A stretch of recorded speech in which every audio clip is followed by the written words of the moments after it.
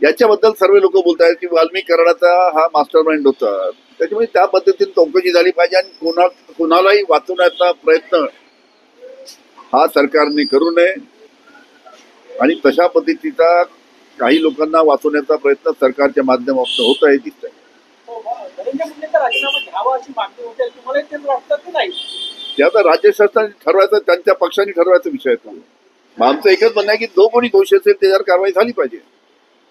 देशमुख कुटुंबियांना विश्वासात घेत नसल्याचं सीआयडी त्यांना एसआयटी विश्वासात घेत नाही असं देशमुख कुटुंबियांचं असं आहे. बरोबर आहे की त्यांच्या ज्या कुटुंबांनी काही आक्षेप घेतलेले आहेत तपासावर, त्या तपासामध्ये एसआयटी मध्ये जे अधिकारी आहेत त्यांच्यावर काही आक्षेप घेतले आहेत. असं आहे की जो कोणी एसआयटीच्या तपासामध्ये ज्या कोणत्या अधिकाऱ्यांवर तुम्ही जबाबदारी टाकली आहे तपासाची, त्यांनी निपक्षपणे तपास करायला पाहिजे. तो त्यांच्या संबंधित नसावा ही अतिशय महत्वाची गोष्ट आहे.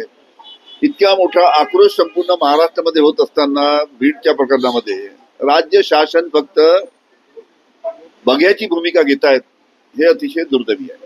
संतोष देशमुख त्या प्रकरणात पुरवणी जबाब आहे, त्यामुळे वाल्मिकी कराडचं नाव असल्याची याची माहिती आता समोर येत आहे आणि वाल्मिकी कराड यांनी संतोष देशमुख यांच्या पत्नीला फोन करून धमकी दिल्याचं देखील समोर येतं.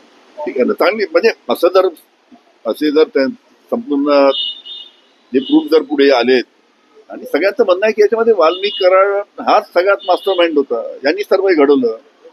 आणि जेव्हा मोका तुम्ही लावता, सर्व लोकांना मोका लावता, 7-8 लोकांना मोका लावता आणि वाल्मिकी कराडचं नाव सोडून देता. जो खरा आरोपी आहे, ज्याच्याबद्दल सर्वांना संशय आहे, ज्याच्याबद्दल अनेक पुरावे पुढे आलेले आहेत, त्याच्यावर राज्य शासनाने कारवाई करायला पाहिजे. त्याला का वाचवतायत, वाल्मिकी कराड याला का वाचवतायत, हा सर्वात मोठा प्रश्न महाराष्ट्रातील जनतेसमोर आहे. थँक्यू.